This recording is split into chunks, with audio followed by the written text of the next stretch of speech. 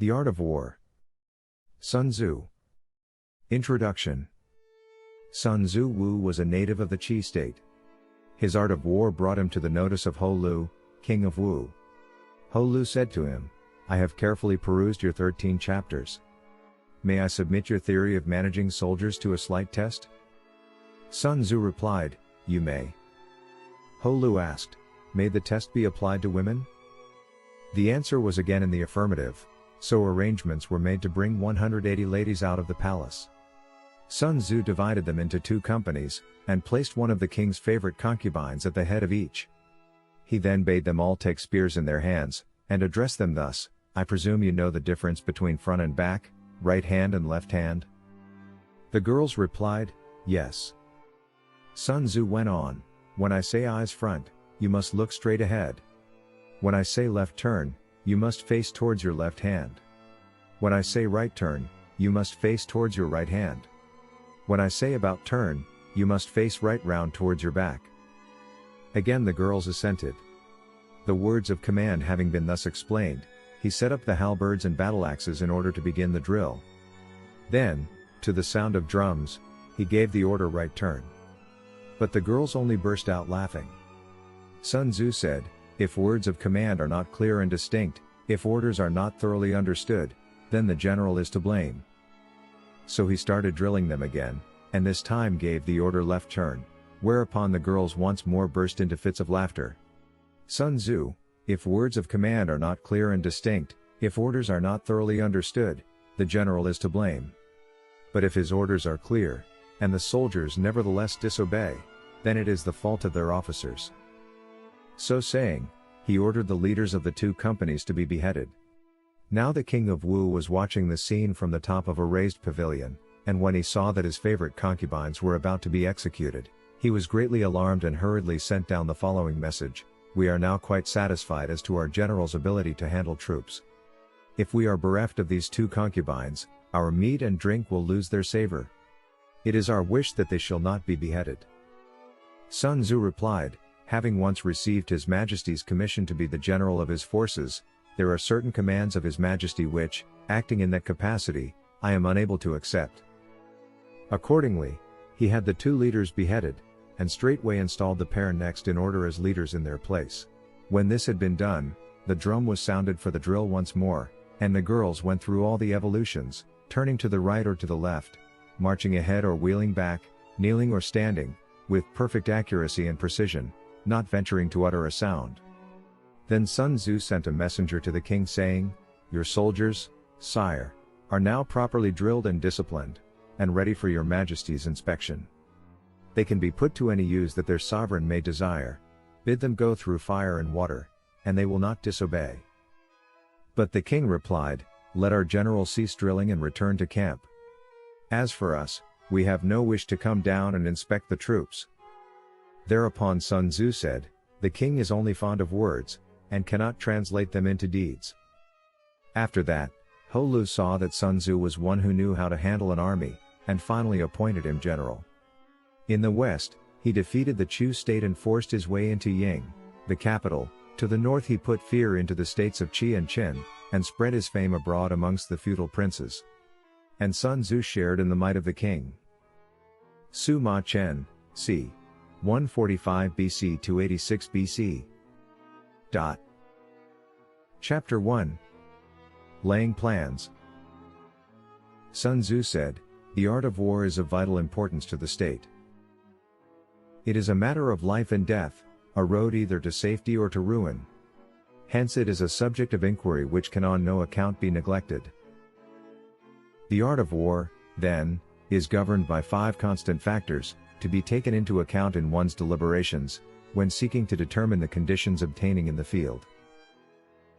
These are, 1. The moral law, 2. Heaven, 3. Earth, 4. The commander, 5. Method and discipline.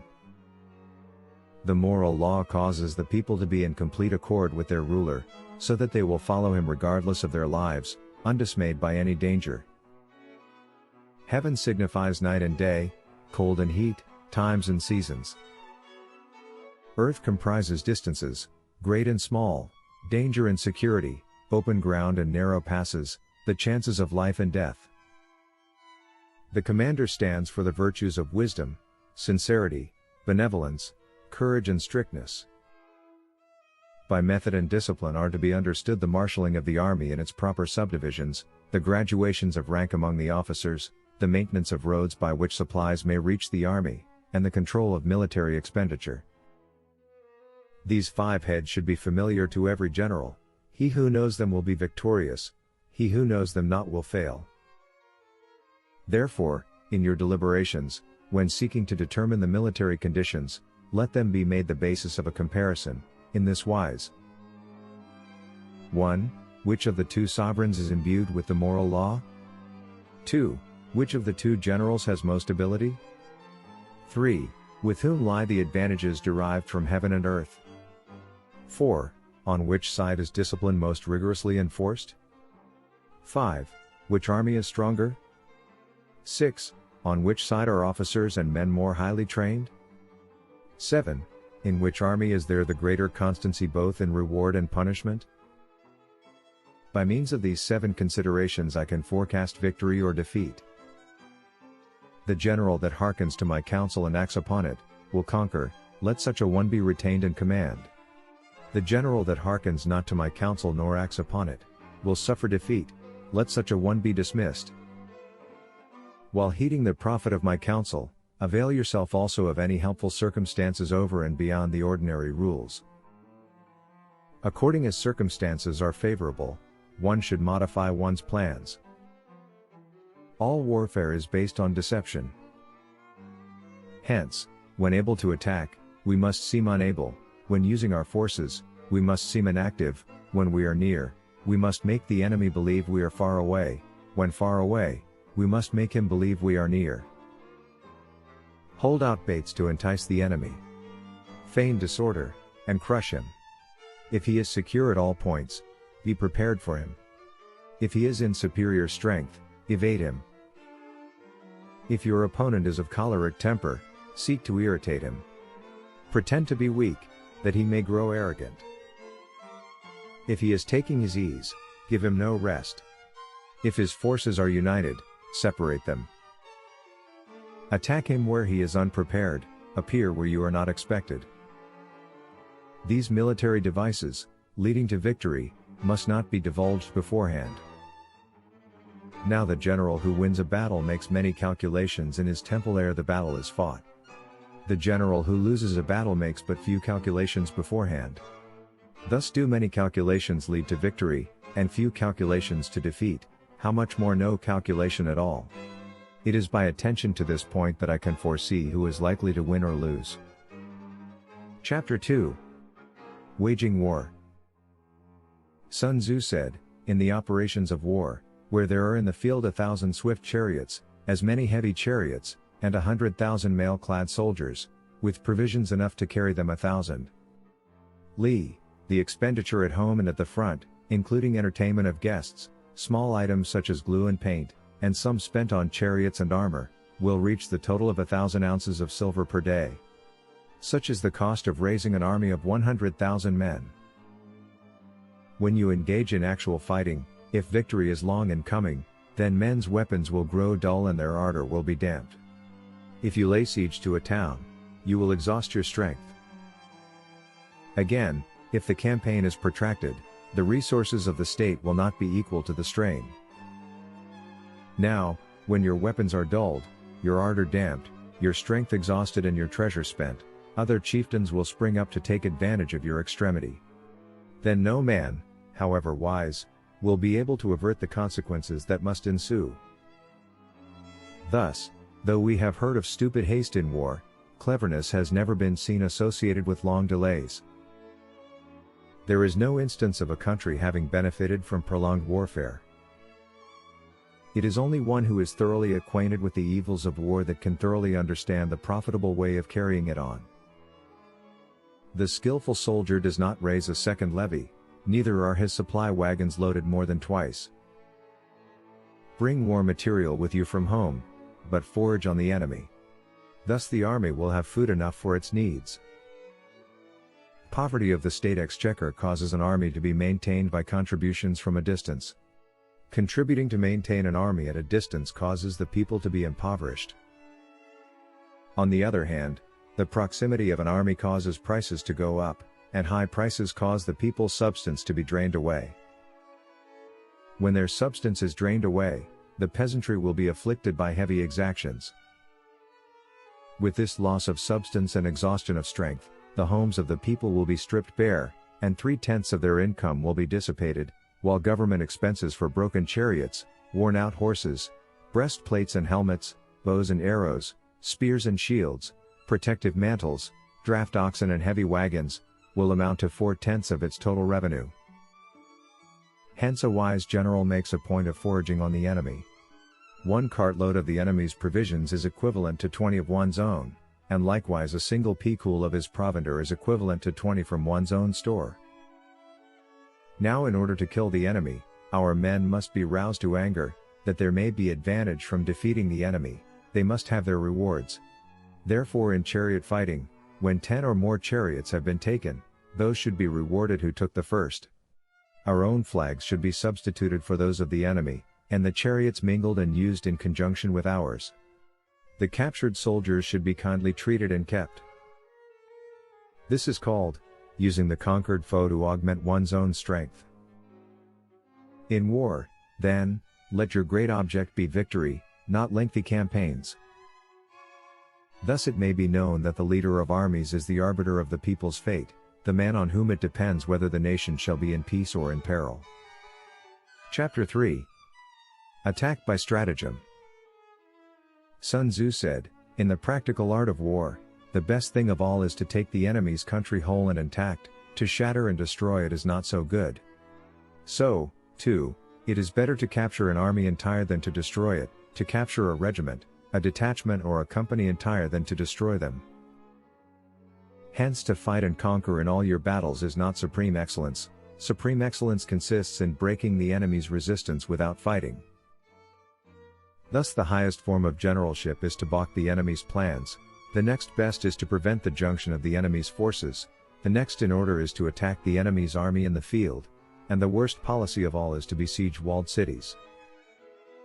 The rule is, not to besiege walled cities if it can possibly be avoided. The preparation of mantlets, movable shelters, and various implements of war, will take up 3 whole months, and the piling up of mounds over against the walls will take 3 months more. The general, unable to control his irritation, will launch his men to the assault like swarming ants, with the result that 1/3 of his men are slain, while the town still remains untaken. Such are the disastrous effects of a siege.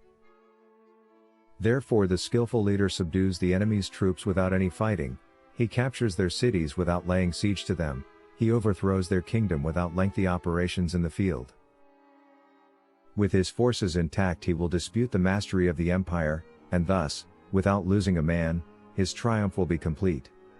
This is the method of attacking by stratagem. It is the rule in war, if our forces are 10 to the enemy's 1, to surround him, if 5 to 1, to attack him, if twice as numerous, to divide our army into 2. If equally matched, we can offer battle, if slightly inferior in numbers, we can avoid the enemy, if quite unequal in every way, we can flee from him. Hence, though an obstinate fight may be made by a small force, in the end it must be captured by the larger force. Now the general is the bulwark of the state, if the bulwark is complete at all points, the state will be strong, if the bulwark is defective, the state will be weak. There are 3 ways in which a ruler can bring misfortune upon his army. 1. By commanding the army to advance or to retreat, being ignorant of the fact that it cannot obey. This is called hobbling the army. 2. By attempting to govern an army in the same way as he administers a kingdom, being ignorant of the conditions which obtain in an army. This causes restlessness in the soldiers' minds. 3. By employing the officers of his army without discrimination, through ignorance of the military principle of adaptation to circumstances. This shakes the confidence of the soldiers. But when the army is restless and distrustful, trouble is sure to come from the other feudal princes. This is simply bringing anarchy into the army, and flinging victory away. Thus we may know that there are 5 essentials for victory. 1. He will win who knows when to fight and when not to fight. 2. He will win who knows how to handle both superior and inferior forces. 3. He will win whose army is animated by the same spirit throughout all its ranks. 4. He will win who, prepared himself, waits to take the enemy unprepared. 5. He will win who is military capacity and is not interfered with by the sovereign. Victory lies in the knowledge of these 5 points. Hence the saying, if you know the enemy and know yourself, you need not fear the result of 100 battles. If you know yourself but not the enemy, for every victory gained you will also suffer a defeat. If you know neither the enemy nor yourself, you will succumb in every battle. Chapter 4. Tactical Dispositions. Sun Tzu said, "The good fighters of old first put themselves beyond the possibility of defeat, and then waited for an opportunity of defeating the enemy." To secure ourselves against defeat lies in our own hands, but the opportunity of defeating the enemy is provided by the enemy himself. Thus the good fighter is able to secure himself against defeat, but cannot make certain of defeating the enemy. Hence the saying, one may know how to conquer without being able to do it. Security against defeat implies defensive tactics. Ability to defeat the enemy means taking the offensive. Standing on the defensive indicates insufficient strength, attacking, a superabundance of strength. The general who is skilled in defense hides in the most secret recesses of the earth. He who is skilled in attack flashes forth from the topmost heights of heaven. Thus on the one hand we have ability to protect ourselves, on the other, a victory that is complete. To see victory only when it is within the ken of the common herd is not the acme of excellence. Neither is it the acme of excellence if you fight and conquer and the whole empire says, "Well done." To lift an autumn hair is no sign of great strength, to see the sun and moon is no sign of sharp sight, to hear the noise of thunder is no sign of a quick ear. What the ancients called a clever fighter is one who not only wins, but excels in winning with ease. Hence his victories bring him neither reputation for wisdom nor credit for courage. He wins his battles by making no mistakes. Making no mistakes is what establishes the certainty of victory, for it means conquering an enemy that is already defeated. Hence the skillful fighter puts himself into a position which makes defeat impossible, and does not miss the moment for defeating the enemy. Thus it is that in war the victorious strategist only seeks battle after the victory has been won, whereas he who is destined to defeat first fights and afterwards looks for victory. The consummate leader cultivates the moral law, and strictly adheres to method and discipline, thus it is in his power to control success. In respect of military method, we have, firstly, measurement, secondly, estimation of quantity, thirdly, calculation, fourthly, balancing of chances, fifthly, victory. Measurement owes its existence to earth, estimation of quantity to measurement, calculation to estimation of quantity, balancing of chances to calculation, and victory to balancing of chances. A victorious army opposed to a routed one, is as a pound's weight placed in the scale against a single grain. The onrush of a conquering force is like the bursting of pent-up waters into a chasm 1,000 fathoms deep. So much for tactical dispositions. Chapter 5. Energy.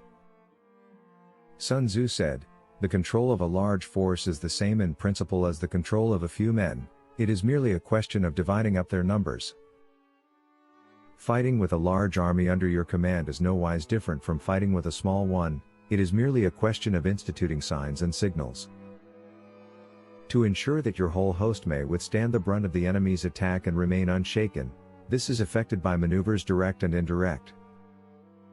That the impact of your army may be like a grindstone dashed against an egg, this is effected by the science of weak points and strong. In all fighting, the direct method may be used for joining battle, but indirect methods will be needed in order to secure victory. Indirect tactics, efficiently applied, are inexhaustible as heaven and earth, unending as the flow of rivers and streams, like the sun and moon, they end but to begin anew, like the four seasons, they pass away to return once more. There are not more than 5 musical notes, yet the combinations of these 5 give rise to more melodies than can ever be heard.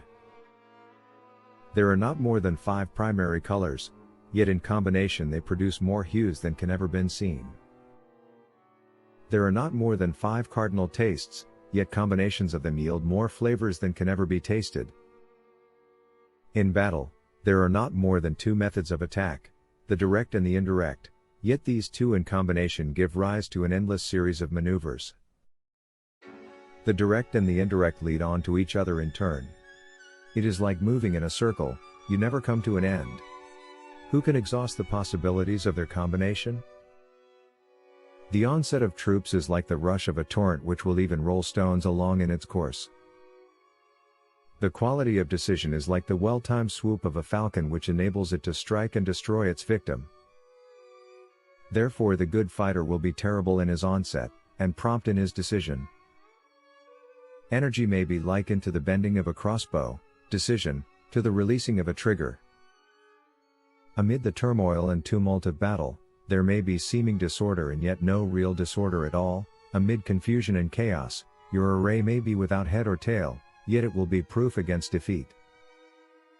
Simulated disorder postulates perfect discipline, simulated fear postulates courage, simulated weakness postulates strength.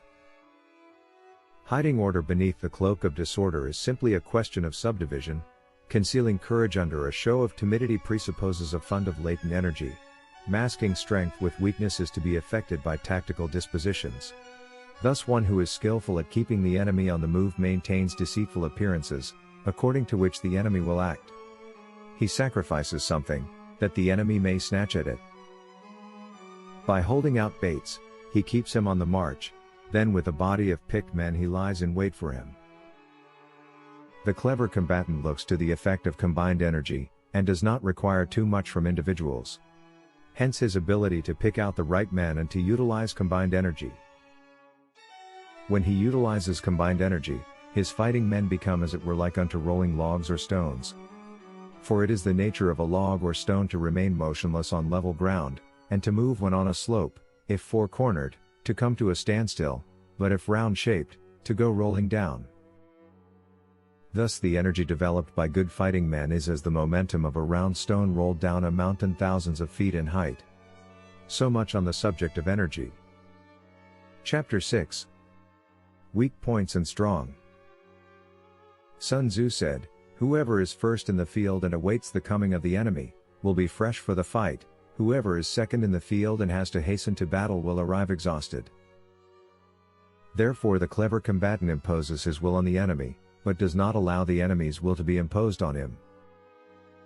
By holding out advantages to him, he can cause the enemy to approach of his own accord, or, by inflicting damage, he can make it impossible for the enemy to draw near. If the enemy is taking his ease, he can harass him. If well supplied with food, he can starve him out. If quietly encamped, he can force him to move.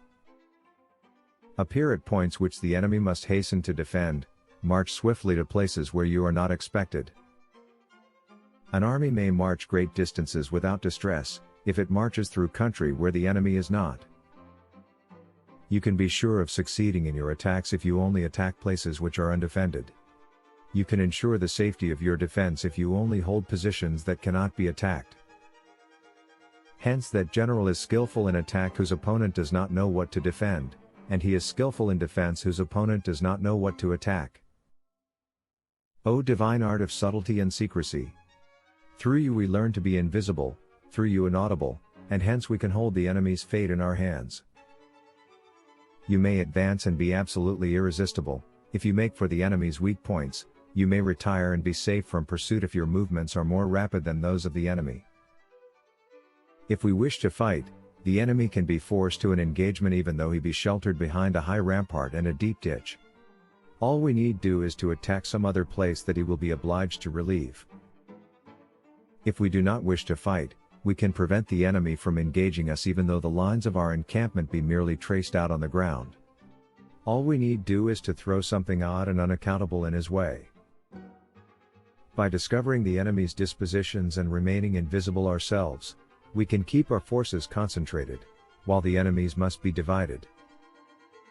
We can form a single united body, while the enemy must split up into fractions. Hence there will be a whole pitted against separate parts of a whole, which means that we shall be many to the enemy's few. And if we are able thus to attack an inferior force with a superior one, our opponents will be in dire straits. The spot where we intend to fight must not be made known, for then the enemy will have to prepare against a possible attack at several different points, and his forces being thus distributed in many directions, the numbers we shall have to face at any given point will be proportionately few. For should the enemy strengthen his van, he will weaken his rear; should he strengthen his rear, he will weaken his van; should he strengthen his left, he will weaken his right; should he strengthen his right, he will weaken his left. If he sends reinforcements everywhere, he will everywhere be weak. Numerical weakness comes from having to prepare against possible attacks, numerical strength, from compelling our adversary to make these preparations against us. Knowing the place and the time of the coming battle, we may concentrate from the greatest distances in order to fight. But if neither time nor place be known, then the left wing will be impotent to succor the right equally impotent to succor the left, the van unable to relieve the rear, or the rear to support the van. How much more so if the furthest portions of the army are anything under 100 li apart, and even the nearest are separated by several li.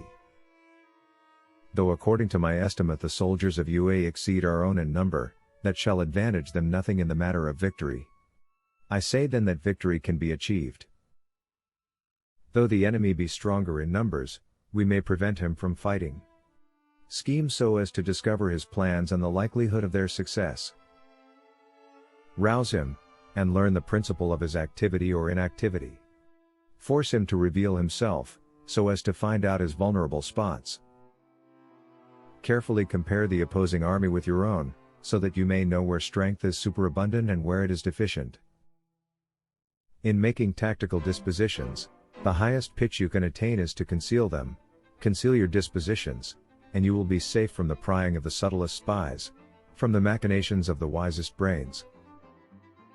How victory may be produced for them out of the enemy's own tactics, that is what the multitude cannot comprehend. All men can see the tactics whereby I conquer, but what none can see is the strategy out of which victory is evolved. Do not repeat the tactics which have gained you one victory, but let your methods be regulated by the infinite variety of circumstances. Military tactics are like unto water, for water in its natural course runs away from high places and hastens downwards. So in war, the way is to avoid what is strong and to strike at what is weak. Water shapes its course according to the nature of the ground over which it flows. The soldier works out his victory in relation to the foe whom he is facing. Therefore, just as water retains no constant shape, so in warfare there are no constant conditions. He who can modify his tactics in relation to his opponent and thereby succeed in winning, may be called a heaven-born captain. The 5 elements are not always equally predominant. The 4 seasons make way for each other in turn. There are short days and long. The moon has its periods of waning and waxing. Chapter 7. Maneuvering. Sun Tzu said, "In war, the general receives his commands from the sovereign." Having collected an army and concentrated his forces, he must blend and harmonize the different elements thereof before pitching his camp. After that, comes tactical maneuvering, than which there is nothing more difficult. The difficulty of tactical maneuvering consists in turning the devious into the direct, and misfortune into gain. Thus, to take a long and circuitous route, after enticing the enemy out of the way, and though starting after him, to contrive to reach the goal before him, shows knowledge of the artifice of deviation. Maneuvering with an army is advantageous, with an undisciplined multitude, most dangerous. If you set a fully equipped army in march in order to snatch an advantage, the chances are that you will be too late. On the other hand, to detach a flying column for the purpose involves the sacrifice of its baggage and stores. Thus, if you order your men to roll up their buff coats, and make forced marches without halting day or night, covering double the usual distance at a stretch, doing 100 li in order to wrest an advantage, the leaders of all your 3 divisions will fall into the hands of the enemy. The stronger men will be in front, the jaded ones will fall behind, and on this plan only 1/10 of your army will reach its destination. If you march 50 li in order to outmaneuver the enemy, you will lose the leader of your 1st division, and only half your force will reach the goal. If you march 30 li with the same object, 2/3 of your army will arrive. We may take it then that an army without its baggage train is lost, without provisions it is lost, without bases of supply it is lost. We cannot enter into alliances until we are acquainted with the designs of our neighbors. We are not fit to lead an army on the march unless we are familiar with the face of the country, its mountains and forests, its pitfalls and precipices, its marshes and swamps. We shall be unable to turn natural advantage to account unless we make use of local guides. In war, practice dissimulation, and you will succeed. Move only if there is a real advantage to be gained. Whether to concentrate or to divide your troops, must be decided by circumstances. Let your rapidity be that of the wind, your compactness that of the forest.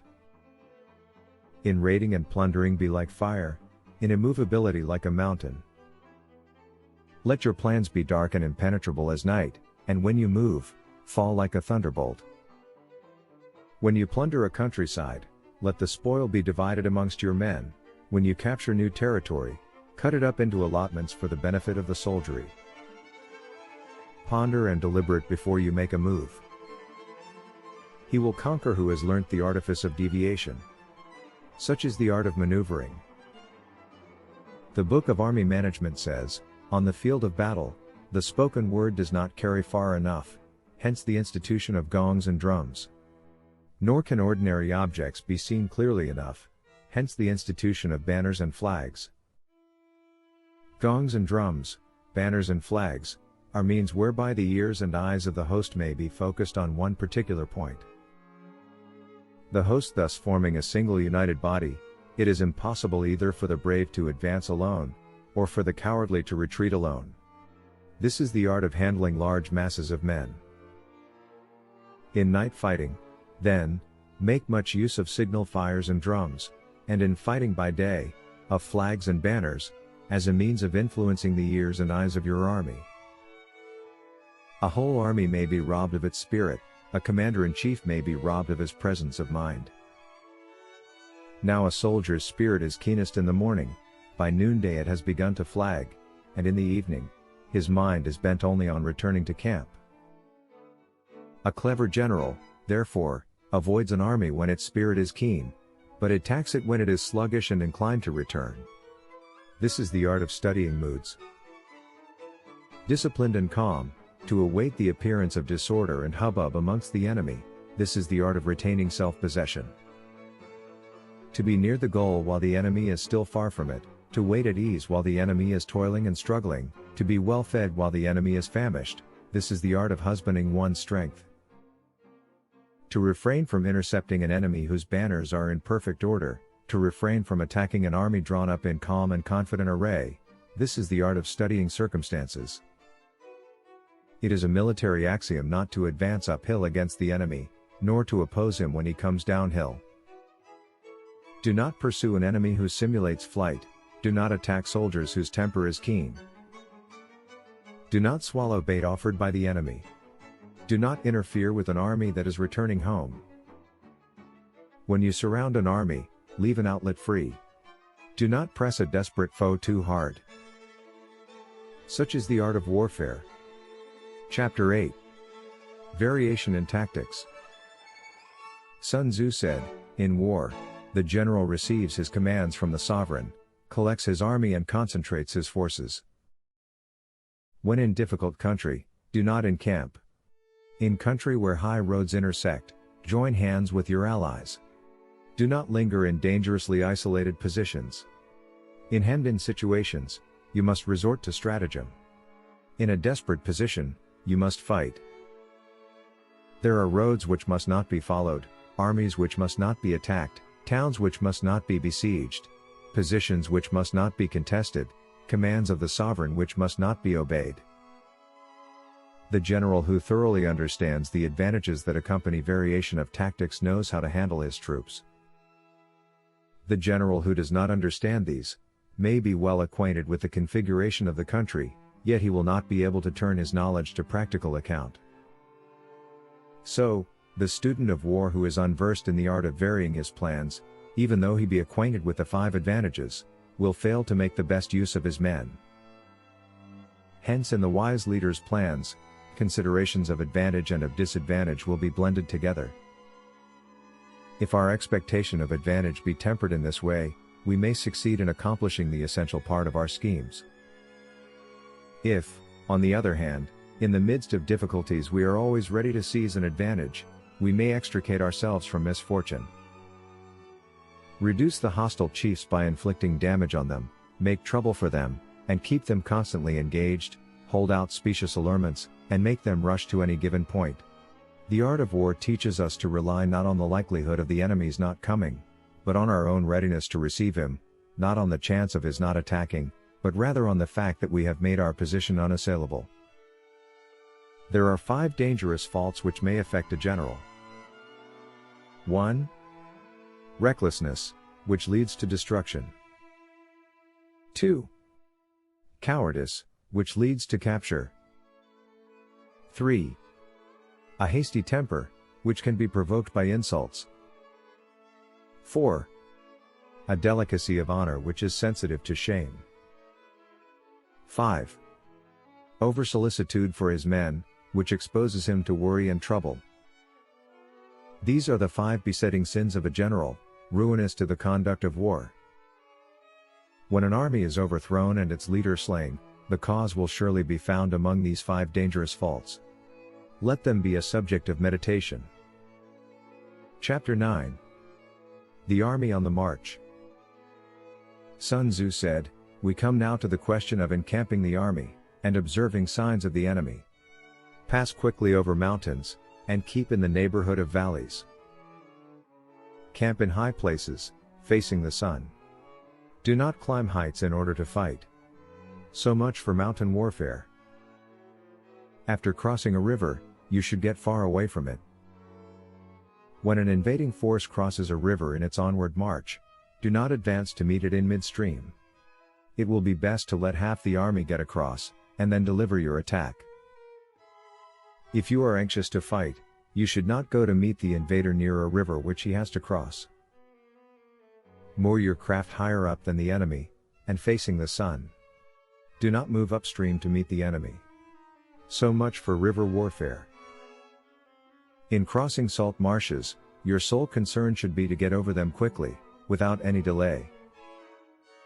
If forced to fight in a salt marsh, you should have water and grass near you, and get your back to a clump of trees.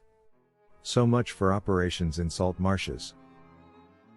In dry, level country, take up an easily accessible position with rising ground to your right and on your rear, so that the danger may be in front, and safety lie behind. So much for campaigning in flat country. These are the 4 useful branches of military knowledge which enabled the Yellow Emperor to vanquish 4 several sovereigns. All armies prefer high ground to low and sunny places to dark. If you are careful of your men, and camp on hard ground, the army will be free from disease of every kind, and this will spell victory. When you come to a hill or a bank, occupy the sunny side, with the slope on your right rear. Thus you will at once act for the benefit of your soldiers and utilize the natural advantages of the ground. When, in consequence of heavy rains up country, a river which you wish to ford is swollen and flecked with foam, you must wait until it subsides. Country in which there are precipitous cliffs with torrents running between, deep natural hollows, confined places, tangled thickets, quagmires and crevasses, should be left with all possible speed and not approached. While we keep away from such places, we should get the enemy to approach them. While we face them, we should let the enemy have them on his rear. If in the neighborhood of your camp there should be any hilly country, ponds surrounded by aquatic grass, hollow basins filled with reeds, or woods with thick undergrowth, they must be carefully routed out and searched, for these are places where men in ambush or insidious spies are likely to be lurking. When the enemy is close at hand and remains quiet, he is relying on the natural strength of his position. When he keeps aloof and tries to provoke a battle, he is anxious for the other side to advance. If his place of encampment is easy of access, he is tendering a bait. Movement amongst the trees of a forest shows that the enemy is advancing. The appearance of a number of screens in the midst of thick grass means that the enemy wants to make us suspicious. The rising of birds in their flight is the sign of an ambuscade. Startled beasts indicate that a sudden attack is coming. When there is dust rising in a high column, it is the sign of chariots advancing. When the dust is low, but spread over a wide area, it betokens the approach of infantry. When it branches out in different directions, it shows that parties have been sent to collect firewood. A few clouds of dust moving to and fro signify that the army is encamping. Humble words and increased preparations are signs that the enemy is about to advance. Violent language and driving forward as if to the attack are signs that he will retreat. When the light chariots come out first and take up a position on the wings, it is a sign that the enemy is forming for battle. Peace proposals unaccompanied by a sworn covenant indicate a plot.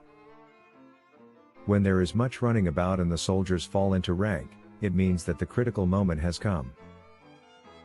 When some are seen advancing and some retreating, it is a lure.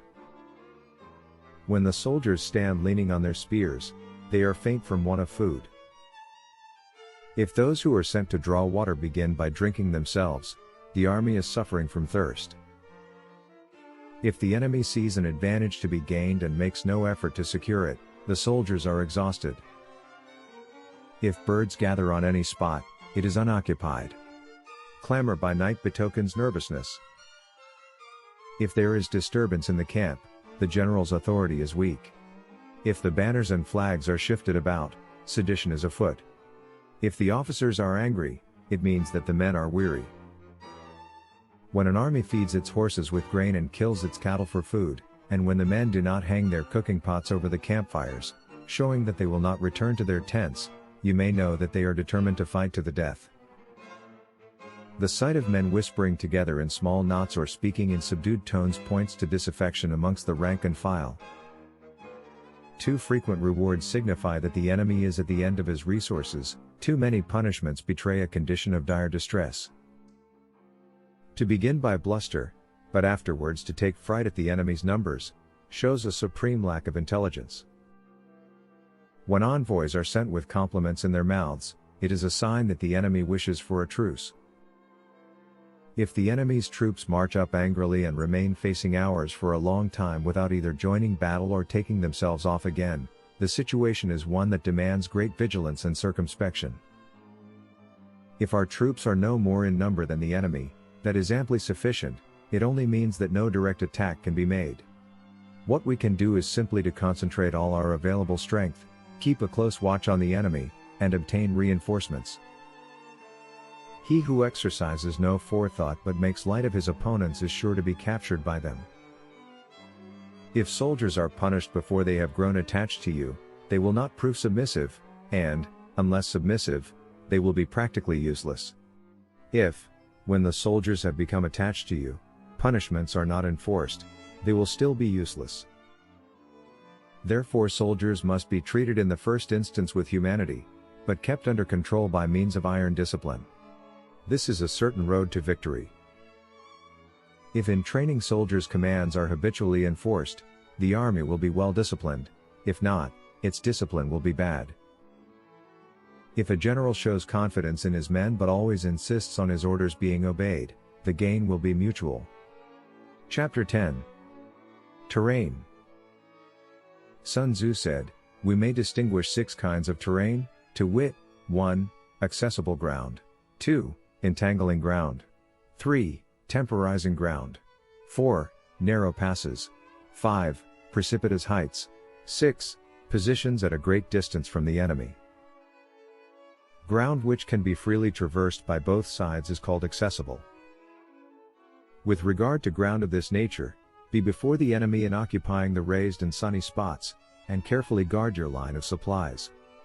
Then you will be able to fight with advantage. Ground which can be abandoned but is hard to reoccupy is called entangling. From a position of this sort, if the enemy is unprepared, you may sally forth and defeat him. But if the enemy is prepared for your coming, and you fail to defeat him, then, return being impossible, disaster will ensue. When the position is such that neither side will gain by making the first move, it is called temporizing ground. In a position of this sort, even though the enemy should offer us an attractive bait, it will be advisable not to stir forth, but rather to retreat, thus enticing the enemy in his turn. Then, when part of his army has come out, we may deliver our attack with advantage. With regard to narrow passes, if you can occupy them first, let them be strongly garrisoned and await the advent of the enemy. Should the enemy forestall you in occupying a pass, do not go after him if the pass is fully garrisoned, but only if it is weakly garrisoned. With regard to precipitous heights, if you are beforehand with your adversary, you should occupy the raised and sunny spots, and there wait for him to come up. If the enemy has occupied them before you, do not follow him, but retreat and try to entice him away. If you are situated at a great distance from the enemy, and the strength of the two armies is equal, it is not easy to provoke a battle, and fighting will be to your disadvantage. These 6 are the principles connected with earth. The general who has attained a responsible post must be careful to study them. Now an army is exposed to 6 several calamities, not arising from natural causes, but from faults for which the general is responsible. These are: 1. Flight. 2. Insubordination. 3. Collapse. 4. Ruin. 5. Disorganization. 6. Rout. Other conditions being equal, if one force is hurled against another 10 times its size, the result will be the flight of the former. When the common soldiers are too strong and their officers too weak, the result is insubordination. When the officers are too strong and the common soldiers too weak, the result is collapse. When the higher officers are angry and insubordinate, and on meeting the enemy give battle on their own account from a feeling of resentment, before the commander-in-chief can tell whether or not he is in a position to fight, the result is ruin. When the general is weak and without authority, when his orders are not clear and distinct, when there are no fixed duties assigned to officers and men, and the ranks are formed in a slovenly haphazard manner, the result is utter disorganization. When a general, unable to estimate the enemy's strength, allows an inferior force to engage a larger one, or hurls a weak detachment against a powerful one, and neglects to place picked soldiers in the front rank, the result must be a rout. These are 6 ways of courting defeat, which must be carefully noted by the general who has attained a responsible post. The natural formation of the country is the soldier's best ally, but a power of estimating the adversary, of controlling the forces of victory, and of shrewdly calculating difficulties, dangers and distances, constitutes the test of a great general. He who knows these things, and in fighting puts his knowledge into practice, will win his battles. He who knows them not, nor practices them, will surely be defeated. If fighting is sure to result in victory, then you must fight, even though the ruler forbid it. If fighting will not result in victory, then you must not fight even at the ruler's bidding.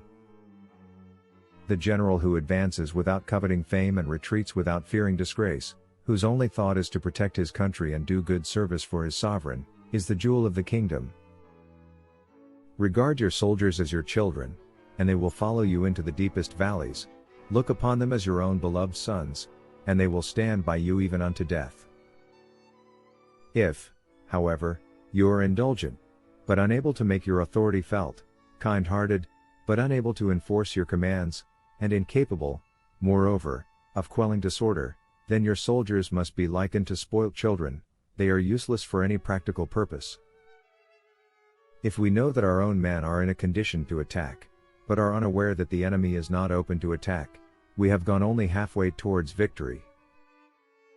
If we know that the enemy is open to attack, but are unaware that our own men are not in a condition to attack, we have gone only halfway towards victory.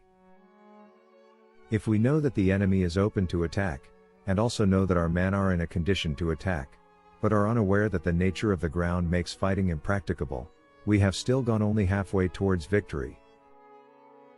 Hence the experienced soldier, once in motion, is never bewildered, once he has broken camp, he is never at a loss. Hence the saying, if you know the enemy and know yourself, your victory will not stand in doubt, if you know heaven and know earth, you may make your victory complete. Chapter 11. The 9 Situations. Sun Tzu said, the art of war recognizes 9 varieties of ground. 1. Dispersive ground. 2. Facile ground. 3. Contentious ground. 4. Open ground. 5. Ground of intersecting highways. 6. Serious ground. 7. Difficult ground. 8. Hemmed-in ground. 9. Desperate ground. When a chieftain is fighting in his own territory, it is dispersive ground. When he has penetrated into hostile territory, but to no great distance, it is facile ground. Ground the possession of which imports great advantage to either side, is contentious ground. Ground on which each side has liberty of movement is open ground. Ground which forms the key to 3 contiguous states, so that he who occupies it first has most of the empire at his command, is a ground of intersecting highways. When an army has penetrated into the heart of a hostile country, leaving a number of fortified cities in its rear, it is serious ground. Mountain forests, rugged steeps, marshes and fens, all country that is hard to traverse, this is difficult ground. Ground which is reached through narrow gorges, and from which we can only retire by tortuous paths, so that a small number of the enemy would suffice to crush a large body of our men, this is hemmed-in ground. Ground on which we can only be saved from destruction by fighting without delay, is desperate ground. On dispersive ground, therefore, fight not. On facile ground, halt not. On contentious ground, attack not. On open ground, do not try to block the enemy's way. On the ground of intersecting highways, join hands with your allies. On serious ground, gather in plunder. In difficult ground, keep steadily on the march. On hemmed-in ground, resort to stratagem. On desperate ground, fight. Those who were called skillful leaders of old knew how to drive a wedge between the enemy's front and rear, to prevent cooperation between his large and small divisions, to hinder the good troops from rescuing the bad, the officers from rallying their men. When the enemy's men were scattered, they prevented them from concentrating. Even when their forces were united, they managed to keep them in disorder. When it was to their advantage, they made a forward move, when otherwise, they stopped still. If asked how to cope with a great host of the enemy in orderly array and on the point of marching to the attack, I should say, begin by seizing something which your opponent holds dear, then he will be amenable to your will. Rapidity is the essence of war, take advantage of the enemy's unreadiness, make your way by unexpected routes, and attack unguarded spots. The following are the principles to be observed by an invading force.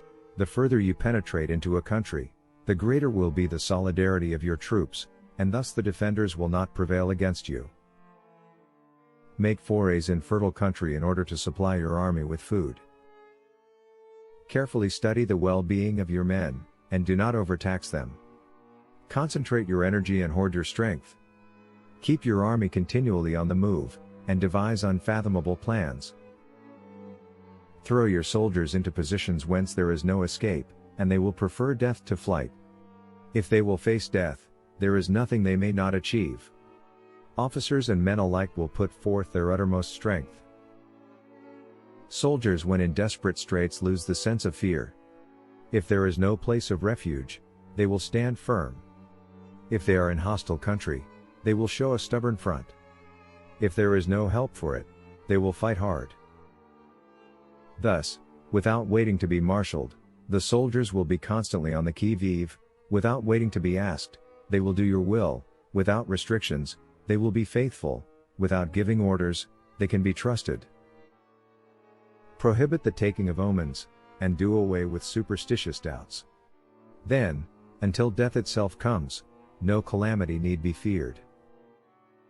If our soldiers are not overburdened with money, It is not because they have a distaste for riches, if their lives are not unduly long, it is not because they are disinclined to longevity. On the day they are ordered out to battle, your soldiers may weep, those sitting up bedewing their garments, and those lying down letting the tears run down their cheeks. But let them once be brought to bay, and they will display the courage of a Chu or a Kuei. The skillful tactician may be likened to the Shui January. Now the Shui Jan is a snake that is found in the Chang Mountains. Strike at its head, and you will be attacked by its tail, strike at its tail, and you will be attacked by its head, strike at its middle, and you will be attacked by head and tail both. Asked if an army can be made to imitate the Shui Jan, I should answer, yes. For the men of Wu and the men of Yue are enemies, yet if they are crossing a river in the same boat and are caught by a storm, they will come to each other's assistance just as the left hand helps the right. Hence it is not enough to put one's trust in the tethering of horses, and the burying of chariot wheels in the ground. The principle on which to manage an army is to set up one standard of courage which all must reach. How to make the best of both strong and weak, that is a question involving the proper use of ground. Thus the skillful general conducts his army just as though he were leading a single man, willy-nilly, by the hand. It is the business of a general to be quiet and thus ensure secrecy, upright and just, and thus maintain order. He must be able to mystify his officers and men by false reports and appearances, and thus keep them in total ignorance. By altering his arrangements and changing his plans, he keeps the enemy without definite knowledge. By shifting his camp and taking circuitous routes, he prevents the enemy from anticipating his purpose. At the critical moment, the leader of an army acts like one who has climbed up a height and then kicks away the ladder behind him. He carries his men deep into hostile territory before he shows his hand. He burns his boats and breaks his cooking pots, like a shepherd driving a flock of sheep. He drives his men this way and that, and nothing knows whither he is going. To muster his host and bring it into danger, this may be termed the business of the general. The different measures suited to the 9 varieties of ground, the expediency of aggressive or defensive tactics, and the fundamental laws of human nature, these are things that must most certainly be studied. When invading hostile territory, the general principle is, that penetrating deeply brings cohesion, penetrating but a short way means dispersion. When you leave your own country behind, and take your army across neighborhood territory, you find yourself on critical ground. When there are means of communication on all 4 sides, the ground is one of intersecting highways. When you penetrate deeply into a country, it is serious ground. When you penetrate but a little way, it is facile ground. When you have the enemy's strongholds on your rear, and narrow passes in front, it is hemmed-in ground. When there is no place of refuge at all, it is desperate ground. Therefore, on dispersive ground, I would inspire my men with unity of purpose. On facile ground, I would see that there is close connection between all parts of my army. On contentious ground, I would hurry up my rear. On open ground, I would keep a vigilant eye on my defenses. On ground of intersecting highways, I would consolidate my alliances. On serious ground, I would try to ensure a continuous stream of supplies. On difficult ground, I would keep pushing on along the road. On hemmed-in ground, I would block any way of retreat. On desperate ground, I would proclaim to my soldiers the hopelessness of saving their lives.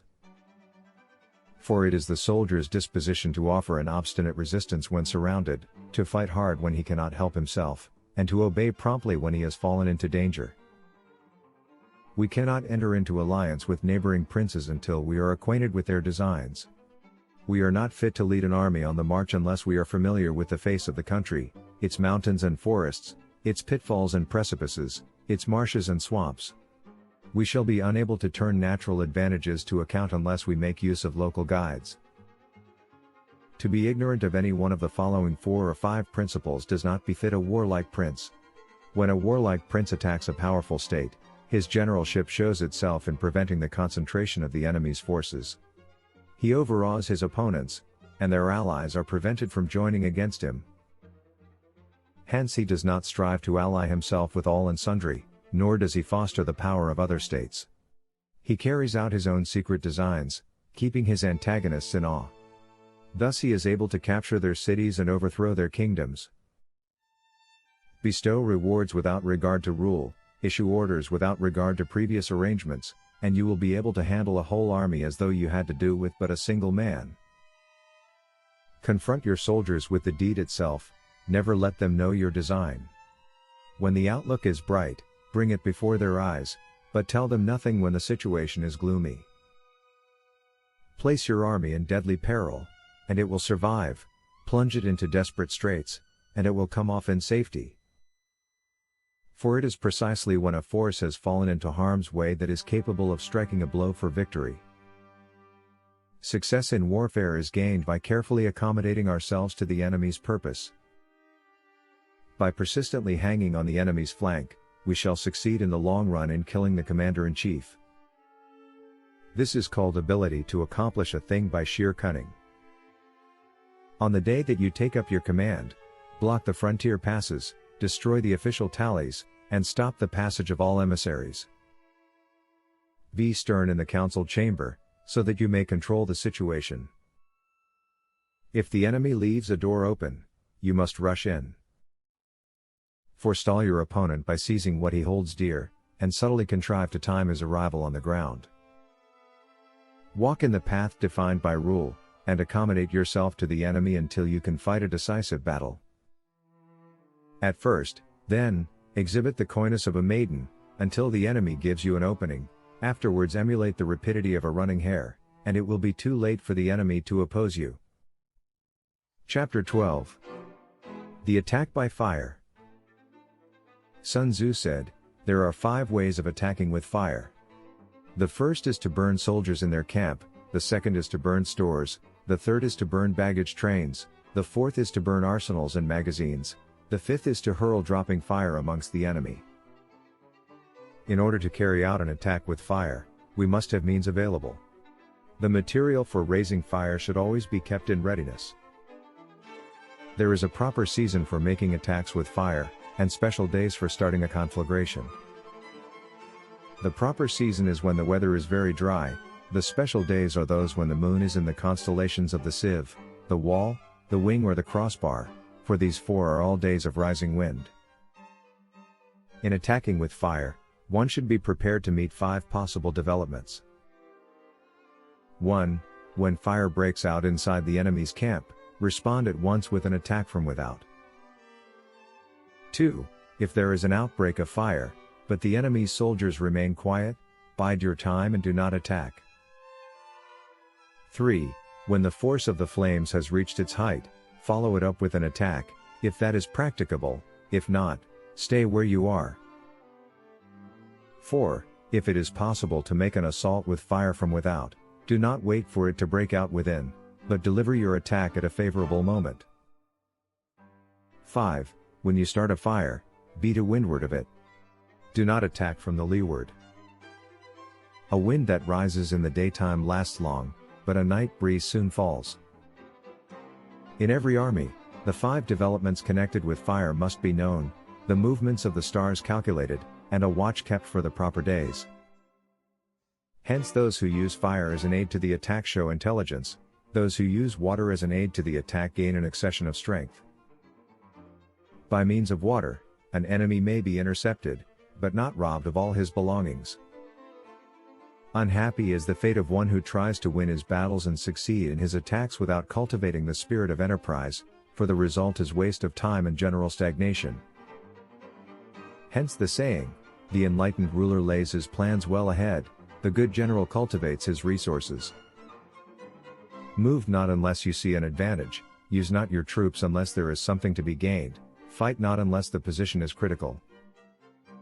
No ruler should put troops into the field merely to gratify his own spleen, no general should fight a battle simply out of pique. If it is to your advantage, make a forward move, if not, stay where you are. Anger may in time change to gladness, vexation may be succeeded by content.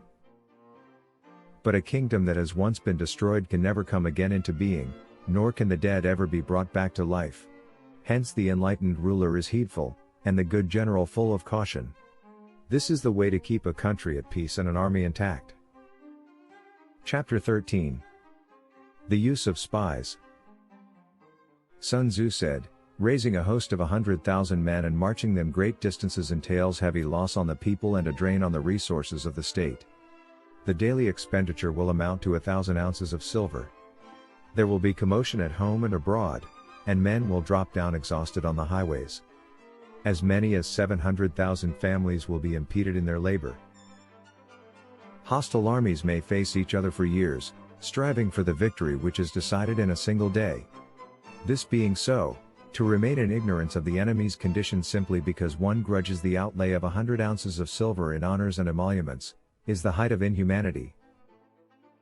One who acts thus is no leader of men, no present help to his sovereign, no master of victory."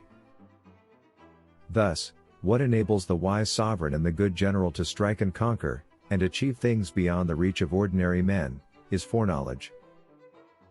Now this foreknowledge cannot be elicited from spirits, it cannot be obtained inductively from experience, nor by any deductive calculation. Knowledge of the enemy's dispositions can only be obtained from other men. Hence the use of spies, of whom there are 5 classes: 1. Local spies. 2. Inward spies. 3. Converted spies. 4. Doomed spies. 5. Surviving spies. When these 5 kinds of spy are all at work, none can discover the secret system. This is called divine manipulation of the threads. It is the sovereign's most precious faculty. Having local spies means employing the services of the inhabitants of a district. Having inward spies, making use of officials of the enemy. Having converted spies, getting hold of the enemy's spies and using them for our own purposes. Having doomed spies, doing certain things openly for purposes of deception, and allowing our own spies to know of them and report them to the enemy. Surviving spies, finally, are those who bring back news from the enemy's camp. Hence it is that with none in the whole army are more intimate relations to be maintained than with spies. None should be more liberally rewarded.